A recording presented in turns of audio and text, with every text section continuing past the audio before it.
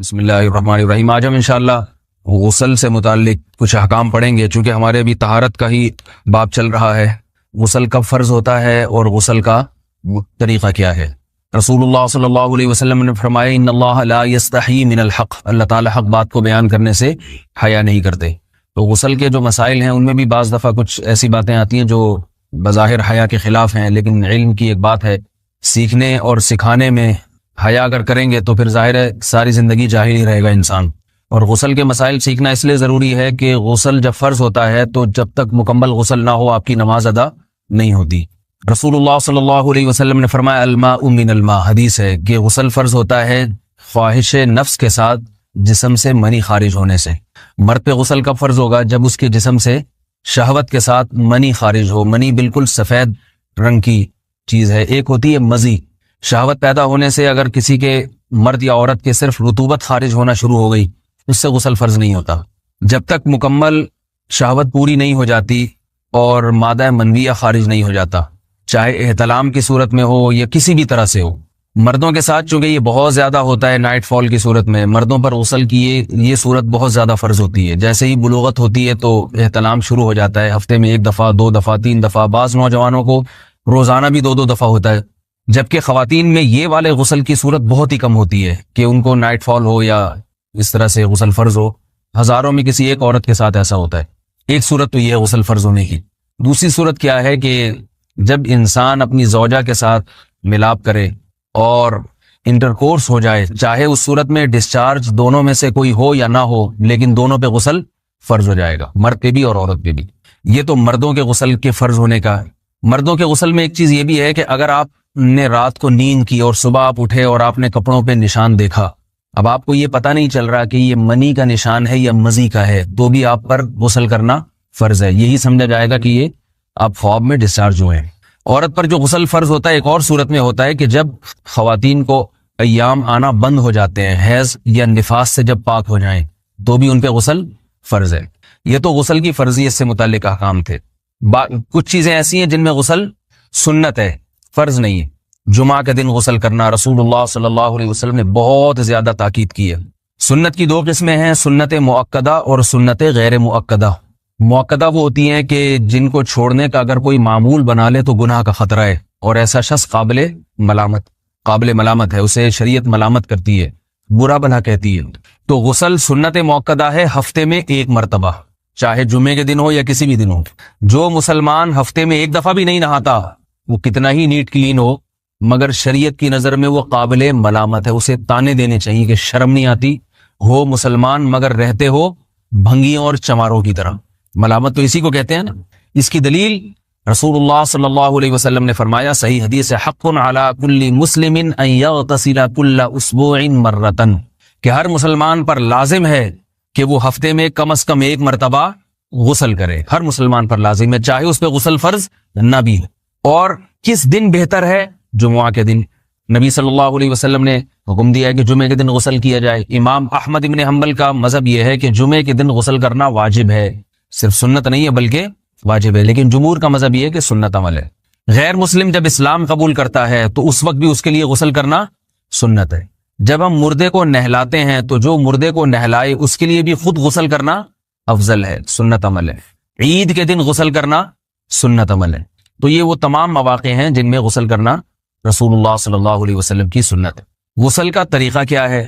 غسل میں 3 چیزیں فرض ہیں، منہ بھر کے قلی کرنا، ناک میں پانی ڈالنا کہ ناک کی جو نرم جگہ ہے یہ اچھی طرح تر ہو جائے، اور پورے جسم پہ 1 مرتبہ پانی بہا دینا کہ جسم میں بال کے برابر جگہ بھی خشک نہ رہے۔ یہ تو ہے فرض، یعنی یہ کام کسی نے کسی بھی طرح سے کر لیا تو غسل ادا ہو جائے گا، چاہے اس کی نیت غسل کی تھی یا نہیں تھی۔ کوئی آدمی چلتا ہوا جا رہا ہے، پھسل کے تالاب میں گر گیا، پورے غوطے کھا کے باہر نکلا، قلی کر لے اور ناک میں پانی ڈال لے تو غسل اس کا ادا ہو جائے گا۔ البتہ چونکہ نیت نہیں تھی لہذا غسل کا ثواب نہیں ملے گا، ثواب نیت کے بغیر نہیں ملتا انسان۔ دلائل اس کے الگ موضوع ہے کہ اس کی دلیل کیا ہے کہ بغیر نیت کے بھی غسل ہو جاتا ہے، لیکن میں نے بتایا دلائل کا سیشن نہیں ہے، اس میں پھر بات لمبی ہو جائے گی۔ تو یہ تو ہے فرض، پورے جسم پہ پانی بہانا، کلی اور ناک میں پانی۔ سنت طریقہ کیا ہے؟ رسول اللہ صلی اللہ علیہ وسلم غسل کیسے کرتے تھے؟ سنت طریقہ جس پہ جو اختیار کرنا چاہیے وہ طریقہ یہ ہے کہ جب آپ غسل کے لیے بیٹھیں تو سب سے پہلے وہ جگہ دھوئیں جہاں نجاست اور ناپاکی لگی ہوئی ہے. نائٹ فال ہوا, کسی کو احتلام ہوا, تو جہاں جہاں گندگی لگی ہے پہلے اس جگہ کو دھوئیں. استنجا کریں, شرمگاہ کو دھوئیں اچھی طرح. سمجھ رہے ہیں بات کو؟ اس کے بعد ہاتھ دھوئیں اور مکمل وضو کریں جیسے ہم عام حالات میں وضو کرتے ہیں. مکمل وضو کرنے کے بعد دائیں کندھے پہ پانی ڈالا, لیفٹ سائڈ پہ پانی ڈالا. پہلے زمانے میں تو چلو سے غسل ہوتا تھا, ہاتھ دھو لیے تو اب چلو سے پانی لے کے یہاں ڈالا جا رہا ہے, چلو سے پانی لے کے یہاں ڈالا جا رہا ہے, پورے جسم پہ ملا جا رہا ہے, اور چلو سے پانی لے کے 3 دفعہ سر پہ ڈالا جا رہا ہے. تو آج کل چلو الو تو ہے نہیں, شاور کے نیچے جا کے کھڑے ہو جاتے ہیں. تو اس میں یہ کہ شاور کھولے, اس میں کھڑے ہو جائیں, سارے چلو اس میں خود بخود ہی ہو جائیں گے, پورے جسم پہ پانی بہ جائے گا. نبی صلی اللہ علیہ وسلم کے دور میں یہ جدید چیزیں نہیں تھیں, شیمپو اور صابن. تو آپ صلی اللہ علیہ وسلم بیری کے پتوں سے غسل کی ترغیب دیا کرتے تھے. بیری کے پتوں کو اگر پانی میں پکایا جائے تو پانی میں میل کچیل صاف کرنے کی صلاحیت بہت بڑھ جاتی ہے. ہمارے زمانے میں اس تکلف کی ضرورت نہیں ہے, صابن ملتے ہیں اس سے نہایا کریں. بہرحال کہنے کا مقصد یہ آپ لوگوں سے, تو یہ سنت طریقے سے غسل ہو جائے گا آپ کا. سمجھ رہے ہیں بات کو؟ سب سے پہلے استنجا کیا, اس کے بعد وضو کر لیا, اس کے بعد غسل کر لیا. اگر کسی نے غسل میں وضو نہیں کیا اور ویسے ہی پورے جسم پہ پانی بہا دیا تو بھی اس کا وضو خود بخود ہو جائے گا. اس غسل سے وہ نماز پڑھ سکتا ہے, کیونکہ بعض لوگ غسل کرنے کے بعد دوبارہ وضو کر رہے ہوتے ہیں. اس کی ضرورت نہیں ہے, کیونکہ جب غسل کرتے ہیں تو وضو والے اعضاء تو خود بخود اس میں دھل جاتے ہیں. یہ ہے غسل کا طریقہ. وضو کیسے ٹوٹتا ہے؟ جن چیزوں سے غسل فرض ہوتا ہے ان چیزوں سے وضو تو بہرحال ٹوٹتا ہی ہے. اس کے علاوہ بھی وضو ٹوٹتا ہے. اس سے پچھلے لیکچر میں میں نے کچھ تفصیل بتائی تھی کہ نجاست جسم سے کہیں سے بھی خارج ہو جائے یا نجاست نکل کے بہ پڑے. اگر قضائے حاجت کی جگہوں سے نجاست خارج ہوئی ہے تو نظر بھی آ جائے وضو ٹوٹ جائے گا, اور قضائے حاجت کے علاوہ جگہوں سے اگر نجاست خارج ہوئی ہے, خون وغیرہ ہے جیسے, تو جب تک نکل کے بہے گا نہیں تو اس وقت تک وضو نہیں ٹوٹے گا. سمجھ رہے ہیں بات کو؟ وضو کا طریقہ کیا ہے؟ سب سے پہلے دونوں ہاتھوں کو دھویا جائے, 3 دفعہ کلی کی جائے, مسواک کی جائے, 3 دفعہ ناک میں پانی ڈالا جائے. پھر پورے چہرے کو, پیشانی یہ جو ہے جہاں سے پیشانی ہماری شروع ہو رہی ہے اور تھوڑی کے نیچے تھوڑی جہاں ختم ہو رہی ہے, اور ایک کان کی لو سے دوسرے کان کی لو تک 4 اعضاء ہیں وضو میں دھونا فرض ہیں. 1 چہرہ, نمبر 2 بازو, نمبر 3 سر کا مسا, چوتھائی سر, اور نمبر 4 پاؤں کو دھونا. اس کی دلیل قرآن مجید کی مشہور آیت ہے فَاغْسِلُوا وُجُوهَكُمْ وَأَيْدِيَكُمْ إِلَى الْمَرَافِقِ. اللہ فرماتے ہیں ایمان والو, جب نماز کا ارادہ ہو تو اپنے چہروں کو اور اپنے ہاتھوں کو دھو, سر کا مسا کرو اور پاؤں کو ٹخنوں سمیت دھو. دھونے کا حکم ہے قرآن مجید میں. البتہ سر کے بارے میں یہ نہیں آئے پورے سر کا مسا کرو, بلکہ آ رہا ہے وَامْسَحُوا بِرُؤُوسِكُمْ. با کا لفظ ہے, با آتی ہے تبعیض کے لیے کہ سر کے بعض حصے کا مسا. اب بعض حصے کا قرآن حدیث میں کہیں تذکرہ نہیں ہے, تو اس میں فقہاء کرام کے اجتہادات ہیں. امام شافعی فرماتے ہیں تھوڑا سا بھی ٹچ کر لیا سر کو ہو جائے گا. امام ابو حنیفہ فرماتے ہیں نہیں, کم از کم 1/4 کا ہونا ضروری ہے. سب کے اپنے اپنے دلائل ہیں, ان دلائل میں نہیں جاتا. فقہ حنفی کو جو فالو کرنے والے ہیں تو ان کو چاہیے کم از کم 1/4 سر کا مسا, یہ فرض ہونے کے لیے ضروری. مگر سنت کیا ہے؟ پورے سر کا مسا. نبی صلی اللہ علیہ وسلم دونوں ہاتھوں کو بھگو کے پورے سر کا مسا کرتے تھے ایسے.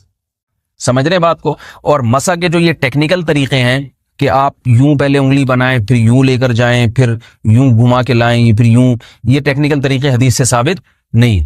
مسا کا طریقہ کیا ہے؟ بھیگا ہوا ہاتھ لے کے ایسے پورے سر کو ہو گیا. پھر حدیث میں یہ بھی ہے کہ یوں لے جاؤ اور یہ بھی ہے کہ 2 واپس بھی لے کر آؤ, دونوں طرح سے ثابت.